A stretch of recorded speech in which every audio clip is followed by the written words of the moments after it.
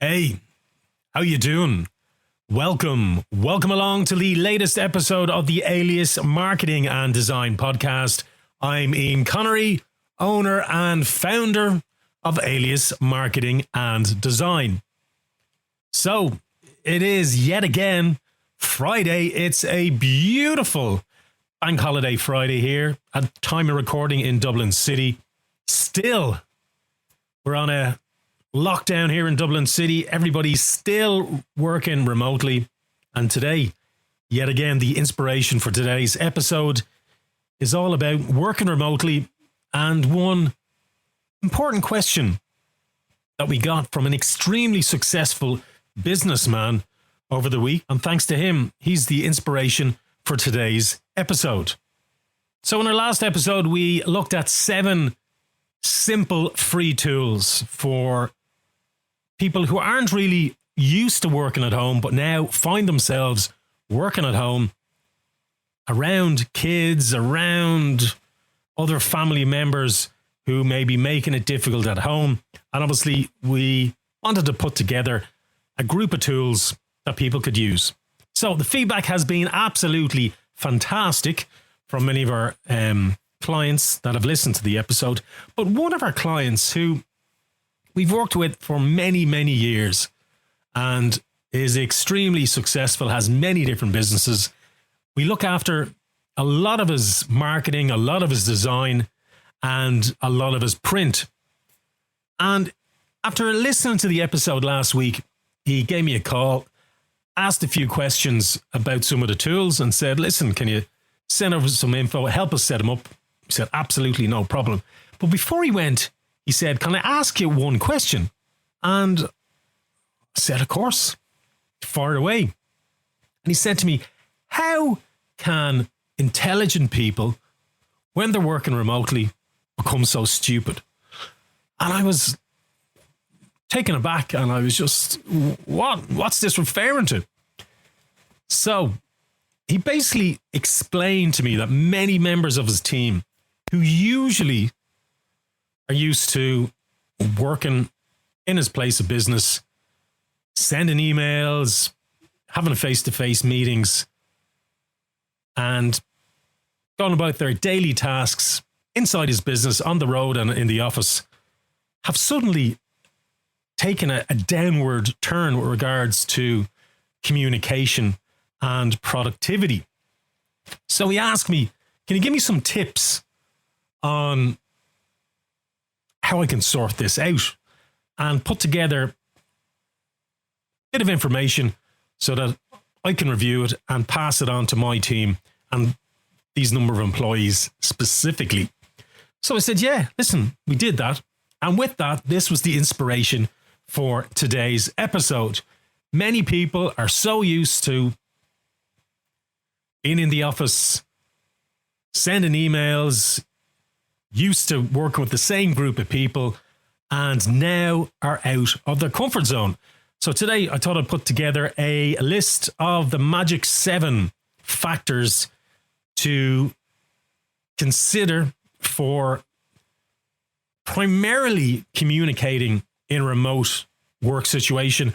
And these can obviously be used as well if you're running remote teams. Obviously, running remote teams is, or can be, a lot more complicated. But these 7 simple tips, take these on board, use them, and they will stand to you and improve your productivity and, most importantly, improve the results that you get from your remote teams. So, number 1, have a clear plan. Set out the exact tasks required to be completed and the overall deliverable outcome of the project.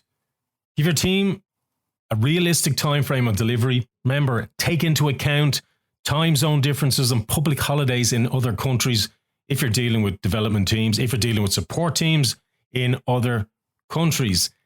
These differences in time zones and public holidays can add significant time to your projects. So take this into account when you're setting these time frames for your delivery. Also, include a list of don'ts. We use don'ts for our clients and we use don'ts for our teams. Don'ts for our clients basically include what you don't like. So you maximize efficiency, maximize productivity, and you're not spending a load of time working on something that ultimately the client isn't going to like in the end. Don't likes for your team, stuff that you hate personally, or hate might be a strong word, but basically things that you dislike and you don't want to see delivered in the project. So setting all these don'ts out, in my opinion, is just as important, if not more important, as setting out the do's. Also, use project management tools inside your plan to help organize your project. Use an easy to use project management tool is really, really important as well if you're working with a new team. Don't use a tool that has a huge steep learning curve for a new team or new team members to get involved with the project.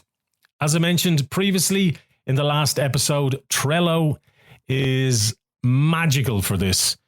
We use it all the time in Alias. We use it at home with the wife and kids, and we use it for all our teams. And I use it as well for outside in other interests I have outside the office and outside business too. So Trello, super tool to use to organize and manage your teams and manage your projects. Number 2, be obvious. This is so important. You have to be clear with your instructions. Use simple words.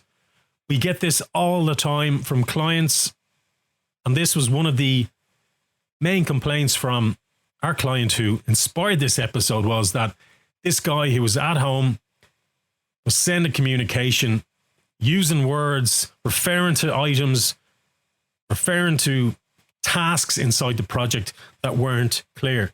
Avoid using, and it's something that all of us Irish people use all the time. We get them in emails from clients who we don't work with regularly, or new clients.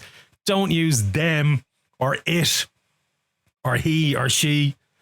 Refer to the items described or the tasks in the project clearly. Just because you mentioned it in the last line before doesn't mean people know what it is you're talking about. See what I did there? Remember, also important as well when you're dealing with teams in other countries, or you're communicating with members of your team in other countries, that some of the words or the conversational phrases may have different meanings in other countries and cultures. Something us Irish people use all the time. We have some crazy words for some crazy and rude things that in other countries don't mean the same thing. So set out your communication, particularly in emails, in an easy to read bullet point form that follows a clear flow and makes sense. Don't jump all over the place and start to move illogically around. So if we're setting out a task, for instance, designing a website, we'd start at the home page, we'd move to item number 2 in the navigation, item number 3, and we'd move across like that. Anytime I'm setting out any sort of project plans, start at the start and move down logically. Seems very simple, but you will be absolutely flabbergasted at how many times and how often I see this through email communication from other business owners and from teams that we would deal with.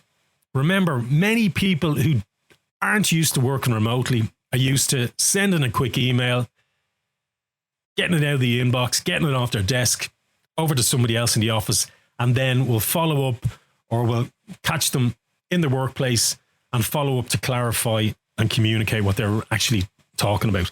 This is not possible when you're working remotely. Always be clear, always be simple, and most importantly, always be obvious in all your communications, particularly in email. Use a combination of Trello and Loom to illustrate your point, and a mic if possible. This will be highly effective for communicating your point to remote teams or to members of your own team. Number 3, be polite, be respectful. This, again, is so important. Our motto is a 5-star, fantastic, friendly service at Alias Marketing and Design. You got to be polite. You got to be respectful. Keep your communication as neutral as possible. Avoid any sort of kind of sarcasm or irony, and be careful as well with criticism. Sometimes criticism can become misconstrued in an email. So you've got to be keeping your communication clear. And remember, communicating effectively via email to remote teams is a lot different to face-to-face communication in the workplace. You've no body language, you've no tone of voice. This is all non-existent. Keep your communication neutral, be polite, be respectful. Number 4, be patient, factor in time. You've got to be patient, particularly now when people are working remotely due to coronavirus and the coronavirus crisis. You've got to make allowances. You've got to remember, people at the moment may have kids swinging out of them, running around the place. Everybody at the moment, it's pretty stressful, but you got to remember, and you've got to make allowances for this. Also important to remember, time zones. Time zones are a huge potential for delays in projects. So if you're setting out a project plan, you've got to factor in time zones, and you've got to factor in public holidays as well in other countries. These can drastically delay projects and extend the time that you need to allow in your project plan.